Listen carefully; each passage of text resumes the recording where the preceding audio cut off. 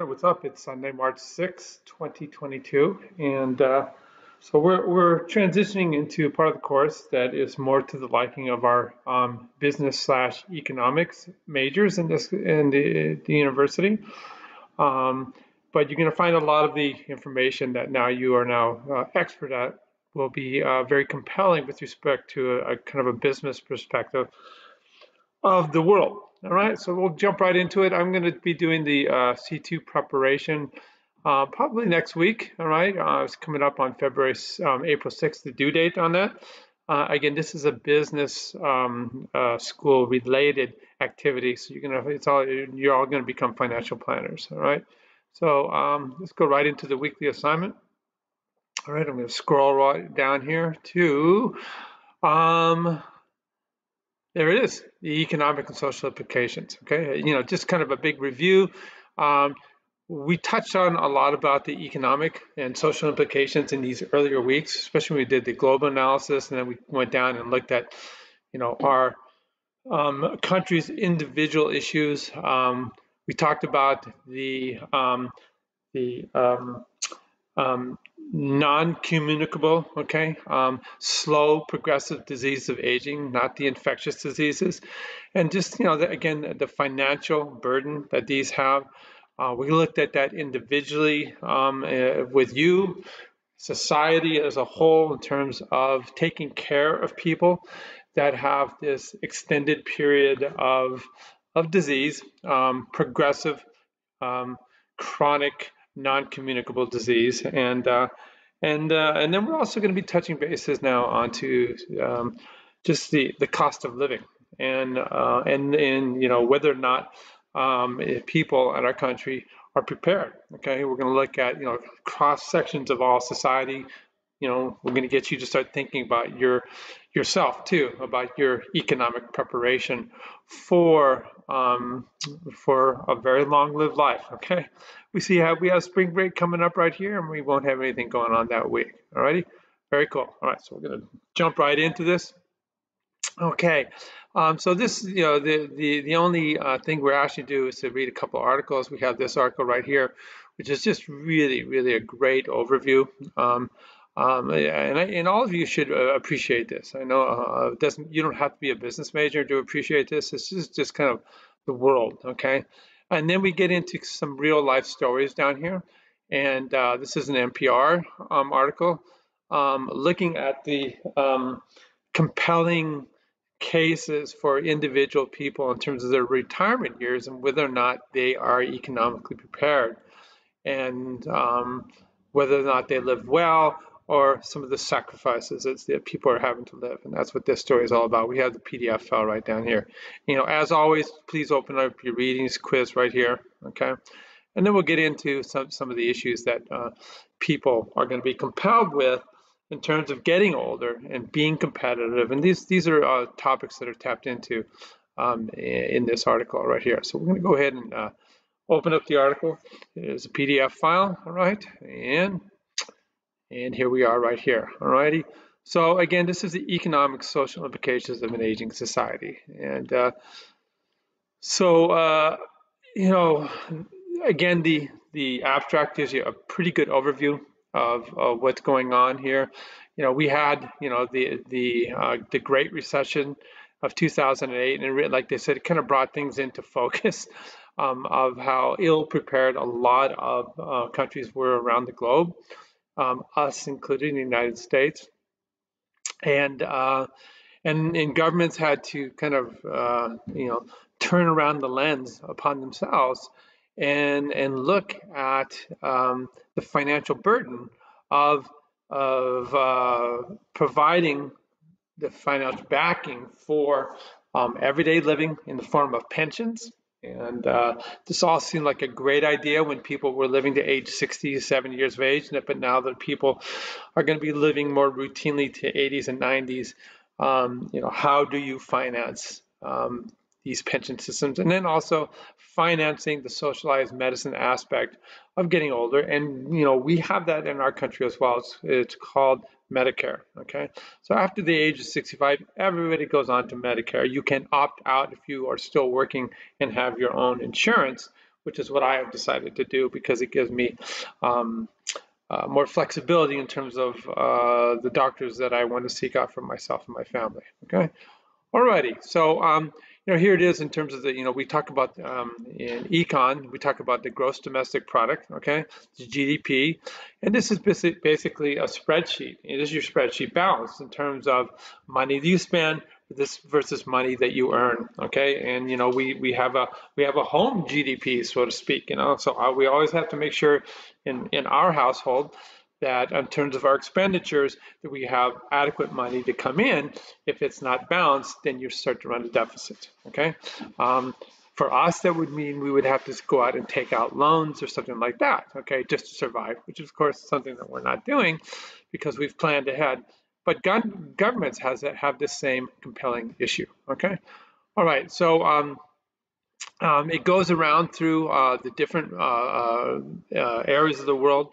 But obviously we learned from previous weekly assignments that that certain countries had a more slow rise of the aging populations, and this would be the European countries. They're already there running into these problems. Japan ran into this problem pretty quickly, and now we see that other countries from Asia and South America are starting to run into this problem, okay? And that problem being that just that people are living longer and we don't have enough young people financially to support them, okay? All right, so they look at this transition by 2050, and that is right around the corner for you guys, all right? So they're going to be equal number of people over the age of 60 compared to those people under the age of 15, okay?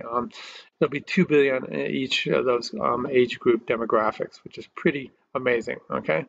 Alrighty, so in here, this first paragraph right here is really devoted to something we've already talked about how quickly different parts of the world had made this transition to having more older people than younger people, and they hone in on, of course, about Europe being the first region where this is affected, okay, and then North America is next, Latin America is after that, Asia is after that. And this is where this balance happens, okay? And we can kind of look at this kind of transition graphically right here. This is a graph 2010 of the distribution of age groups across the population. This is called an aging pyramid because it looks like a pyramid. This is millions of people on the x-axis down here, and then on the y-axis is the individual brackets of age groups, okay? So we see in 2010 we had fairly bottom heavy distribution, a lot of younger people we see right here, okay? And then up here, these are the older people of society. This is, again, the entire world, so this is the globe, okay? Alrighty, so then what we're going to do here, and what this is right here, we have we have the dependency ratio kind of reflected. Okay, so right here, these are people over the age of, as you can see, 65. Okay, and then these are the people under the age of 15. Okay, and these age groups here and here, just by categorization, are dependent on these people to finance their well-being. Okay, so then when we come down here. All right, and we look at this transition that's happening, okay? We don't see, in terms of millions of people, there's a very small transition change, almost no change in the millions of people that are in these younger age groups. But you can clearly see that there is a lot more millions of people that are in these older age groups. And these people will be transitioning out into this group as well, okay? So, all right, so that's the issue. So we have to prepare for this as a society in terms of things like housing, things like healthcare, things like home assistance. We used to rely on families that would be able to do this, but we're going to see as we've already talked about in this class. We're going to see how they discuss it very clearly in this article. That there have been societal transitions in terms of families. People wait a lot longer to have kids. So those people that you were hoping that could take care of you when you're in your 60s, 70s, and 80s may not be able to do so. okay, because they may not even be there, or they're at a delayed life transition of their own. All right, we'll look at that later on. So what are the big drivers of this transition of a lot more older people in terms of distribution of the population? We've already talked about this, okay, on a percentile basis, okay? We see, a big one, of course, is fertility, okay? People are having less and less children, okay? Um, and then the other one that we talked about is, science, okay? Is going to cure me of cancer. It's going to cure me of heart disease. It's going to reduce my diabetes. I had a total knee replacement, all these different things that allow me to still be out there and continue to live long, okay? So we're having falling mortality rates, which means we have increasing longevity. So we don't die as much as we used to, and we're going to live a lot longer. And you combine that with the fact that people are having less and less kids. So we've seen this dramatic decline in fertility rates, and you guys are, the prime example. You guys are in your 20s, you have 0 children. That's not what we were designed for. You should be having, 3 kids by now. And alrighty, and so we can, they again, they talk about, these transitions in the different countries, and then they, what's going on? Why are we seeing these low fertility rates? Okay, and they talk about, really, it has to do with kind of society ideation, okay? And so what we're seeing is we are focusing on our own individual well-being. I did the same thing, okay? So Julia was 31, almost 32 when we had our first child. We had been married for 8 years. We had been together for almost 12 years, okay?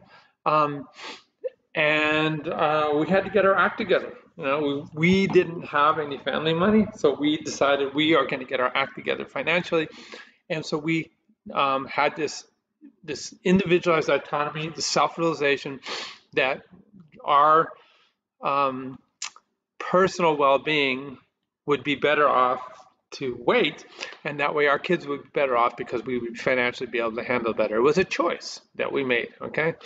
And so basically they talk about evolutionary biology, and there is this broken tie between, okay, sexual activity and procreation, okay? We have, modern contraception, okay? Birth control that keeps you from having kids, and so you can do things like I just said, get your career together first, okay? So we look at, this fertility trap then of low fertility, okay? And we've seen it in happening in China. Japan had this accelerated, and European countries had this, okay? Fewer births, decline in family size, okay, and as a consequence, we have lower childbearing in all generations compared to the people that have preceded us, okay. We have falling mortality, okay. Again, my titanium knee has allowed me to be totally competitive still, Julia's unique clinical trial for her leukemia, she's still here, 4 years later. All right, so these are all mechanisms why this happens. Okay, so it's all gonna increase life expectancy. Okay, and as we indicated, Japan was a canary in the coal mine. Okay, and the other thing that's happening is there's this huge push in terms of this, why we see this shifting mortality where people are staying healthy longer and longer in life, okay? Because there's just a push for nutrition and exercise. We're going to have stuff like regenerative stem cell medication, on and on and on. Okay, cool. All right, we can look at this concept of fertility rates. The only region that is not on board with this is Africa. Okay, so they're not going to have this shifting dynamic. They're still going to have a lot of young people, but you can see this transition from 2005 to 2010. What happened, what the fertility rates look like then, and they've only reduced in number, except in Africa. Okay, and this is looking globally right here. Okay. All right. So awesome. So what are the implications right here? We need some economic policy, political decisions. And so this comes up, in terms of our House, Congress, and Senate. They're always tossing around, what are we going to do about Social Security? What are we going to do about Medicare? All right, because they are this huge financial burden politically for our country. Okay. Um, and so there's a lot more push that individual households, okay, have to make the relative adjustment. So this is what your second critical thinking assignment is all about. Okay, so we're going to start to get you thinking early on about retirement savings. Okay, so the second critical thinking assignment, what we're going to ask you to do is set up your own 401k, assuming that you get a job with a large corporation that offers a 401k. If not, we're also going to have you set up your own retirement savings account. These are called IRAs. We're going to look at both an IRA and a Roth IRA, and you guys are going to learn all about those, okay?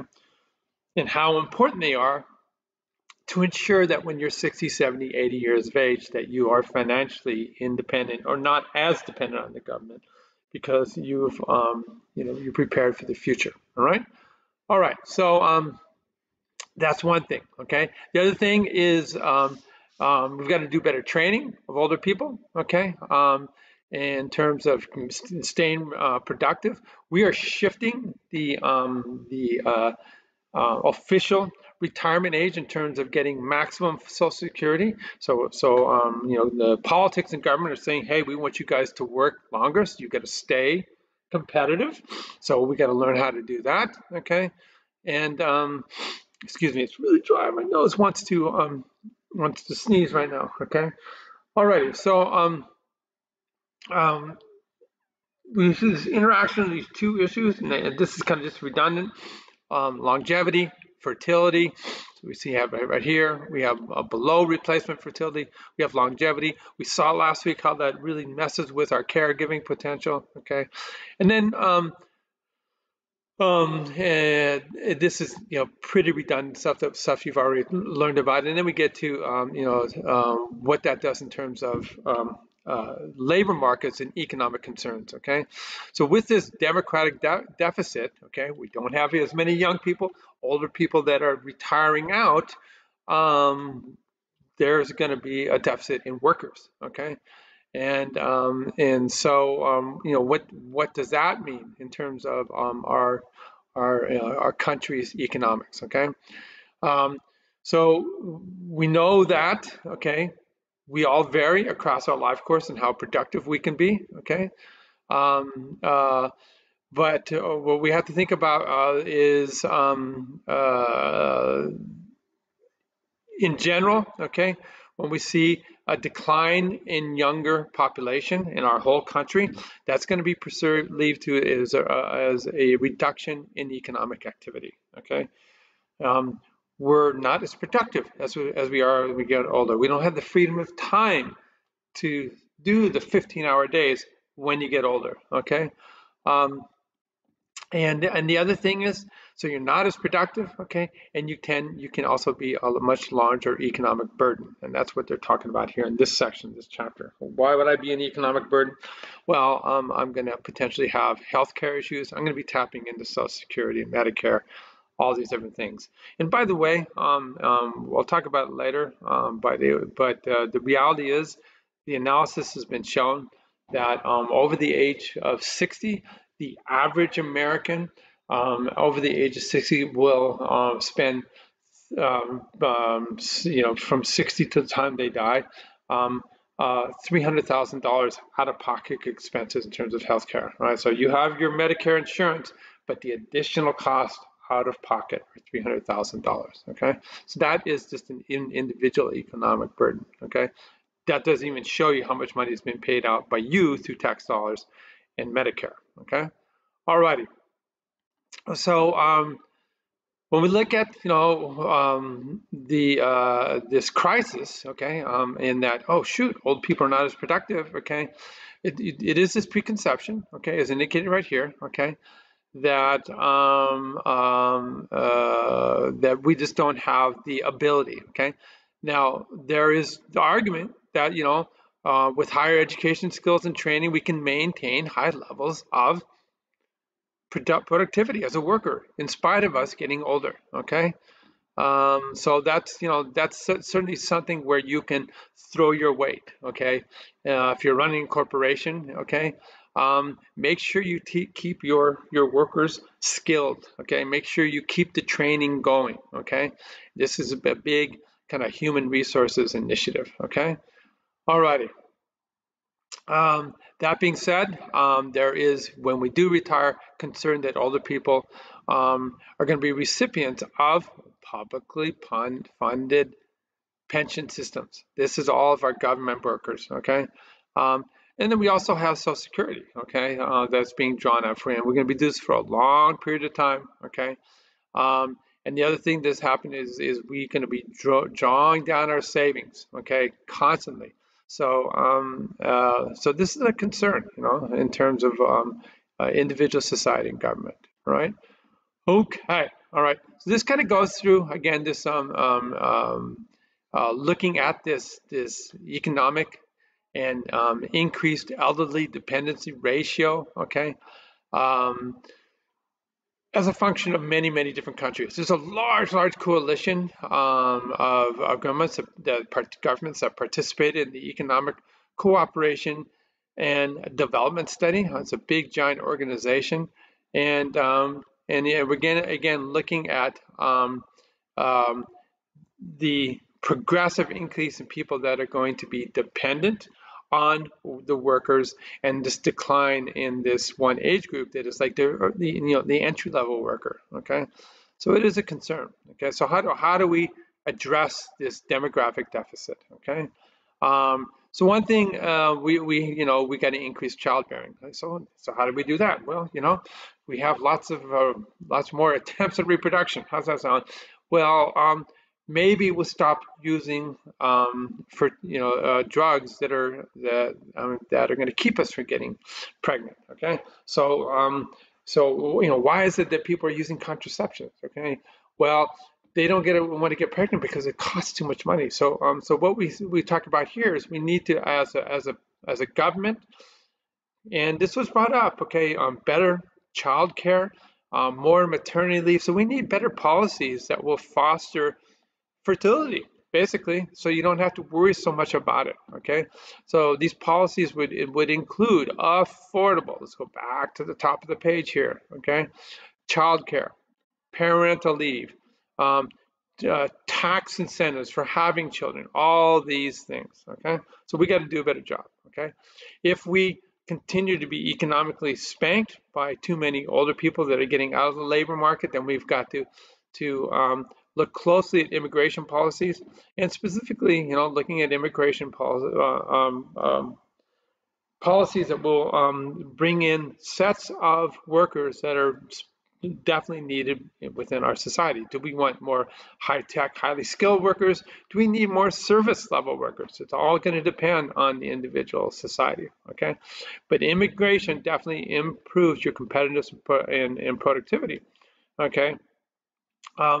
Through having more workers and better trade and everything else, okay?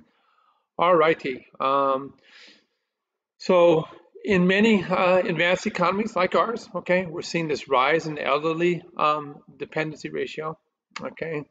And we're seeing this skills shortage, or we don't have young people filling the workforce, and we need new cohorts of highly educated, skilled, and increasingly healthily populations. Okay, all right. So this is, a big goal. All right, and this is part of our response to over here changes in government Social Security. All right, so if we expect people to work longer before they tap into it, we got to do things to improve their health. So even at USC we have these healthy living initiatives and healthy aging initiatives and things like that. Okay, so this is really where you can do some investment. Okay, that's a little bit of venture capital, so to speak. Okay, we got to finance and reconfigure health and long-term care.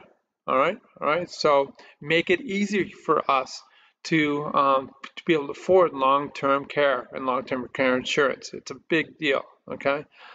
Um, you know, sadly, the total amount of ill health, okay, um, increases as the life expectancy increases, okay? It is what it is, okay? And so, and then we actually will see changes in type of ill health, okay? So we know that infectious disease used to be a concern of just young life, and then the very end of life, okay? We saw this with the coronavirus, how fragile this can be, because you can have chronic diseases of aging that put you at high risk for these infectious diseases, okay? And that was exactly what happened, okay? So people with diabetes, heart disease were the people that were most vulnerable to the coronavirus. Okay, all righty. So, really get down to the meat and potatoes. How do we address this? You guys continue to read through this, and how do you address this? Okay. So again, we need these programs that are going to propose, that are going to postpone frailty and disability. Okay. But that being said, even in countries in Japan, where this was done, in the United States, we were trying to make some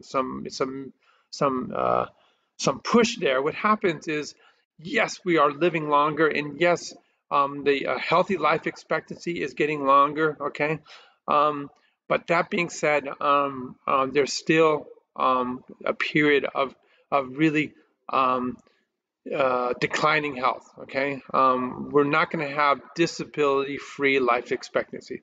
It is what it is. Okay, so we have the issue of we're not only increasing our life expectancy right here, but we're also enabling us to live longer at the end of our lives with disease and disability and frailties. Okay, so you're more likely to have lots of arthritic problems. Will keep you alive with other, cancer treatments and things like that. Okay, all right, healthcare costs, that is a big one. All right, so for advanced countries, right here, it has been rising average between 1% and 2% faster than the gross domestic product. So this is this spreadsheet, this balance sheet. Okay, so the income that us selling different types of goods in our country. So this is a positive in terms of the government income. Okay, and then the negative is the rising cost of healthcare, sucking it down. You can look at it at a household level. You can look at a city level, state level, and big government level. So that's a big issue, and that was brought up by President Biden in his State of the Union address, going back to the fact that people, on average, over the age of 60, can expect to spend 300 grand out of pocket. Okay, and a big part of this was, as that Biden's speech, he talked about, hey, you know what? We need to renegotiate drug prices, all right? So that the drug companies are not making such enormous profits off the United States, while at the same time in other countries, the costs are far, far lower. So it's almost like the U.S. is financing these other countries in terms of drug affordability. So this is a big, big deal too. Okay. Alrighty. So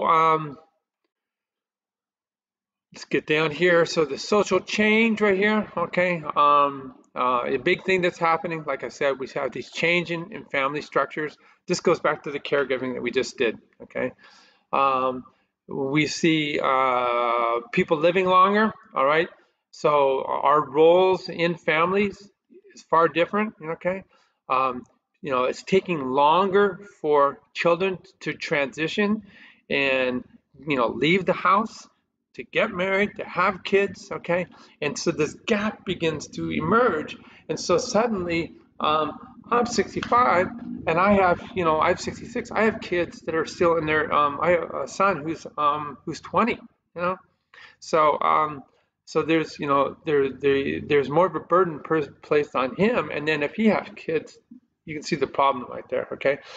In former societies, at age 66, I would have a 40-year-old, and that 40-year-old would have a 20-year-old, and you can see how the caregiving and the financial aspects of that would be a lot easier. So this is something we all have to kind of think about in terms of these transitions. All right, cool. All right, so that's an overview of that paper. Now you've heard from me. I want you guys to kind of read through it on yourself as well.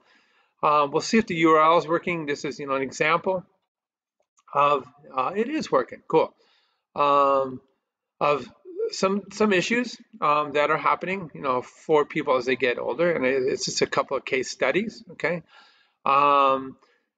So it's an issue. Are you unwilling to retire? Are you unable to retire? And that's two different sides of the coin. Okay.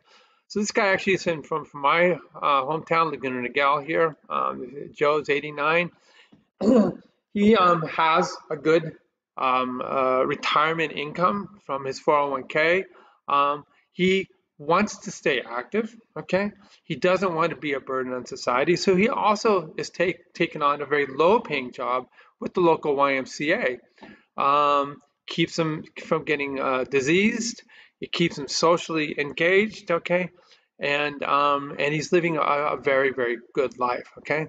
Now, again, we talked about this 401k, so they took a hit, okay, during the 2008 recession, but man, they've come racing back unbelievably.